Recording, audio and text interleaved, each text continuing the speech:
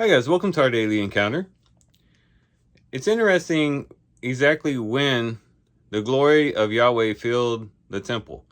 They had been building this temple for quite some time. They had, uh, you know, spared no expense in making sure that it was a beautiful and immaculate temple.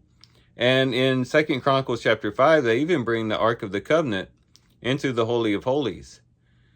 And it's interesting that the glory of the Lord didn't fill the temple at that particular moment. It didn't fill the temple, with the very last brick they laid, or as soon as they set the Ark of the Covenant in its place. The glory of the Lord filled the temple when the people began to worship. And I think that's significant. It says, starting in verse 11, "Now it happened that when the priests came out of the holy place, for all the priests who were present had sanctified themselves without regard to divisions, and all the Levitical singers, Asaph, Heman, Jeduthun, and their sons and relatives, clothed in fine linen with cymbals, harps, and lyres, standing east of the altar, and with them 120 priests blowing trumpets in unison, when the trumpeters and the singers were to make themselves heard with one voice to praise and give thanks to Yahweh.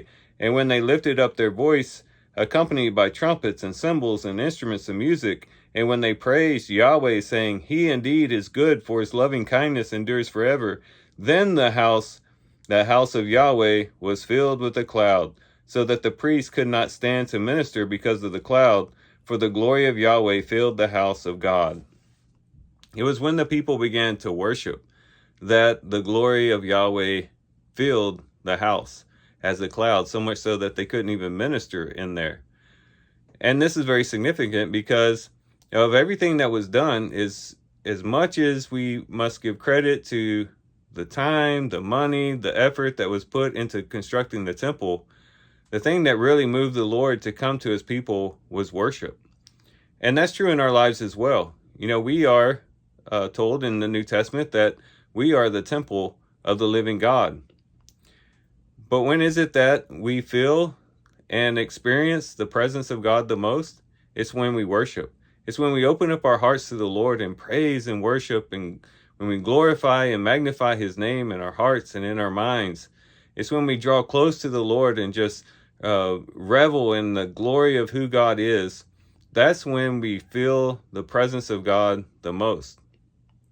And so this ought to encourage us to want to make worship more of a priority in our lives. All of us would probably recognize the fact that we should be reading our Bibles, we should be doing our prayers, and there's certain things that we feel that we should do, certain boxes we feel like we should check throughout the day or throughout the week.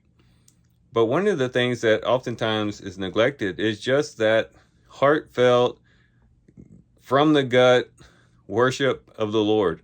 Just digging deep and just reaching out and just praising the Lord with every fiber of our being. That is just as important as doing our Bible reading, just as important as doing our prayers, just as important as anything else that we do. And it's that really causes our hearts to contact God in a very special way. And it's in that way that we really draw close to the Lord and really begin to sense the presence of the Lord in our lives. So let's let our reading today encourage us to worship the Lord. If we want to walk in the presence of God with everything that goes along with that, with the joy and the peace and the comfort that comes in walking in his presence, one of the surefire ways of doing it is just really worshiping the Lord.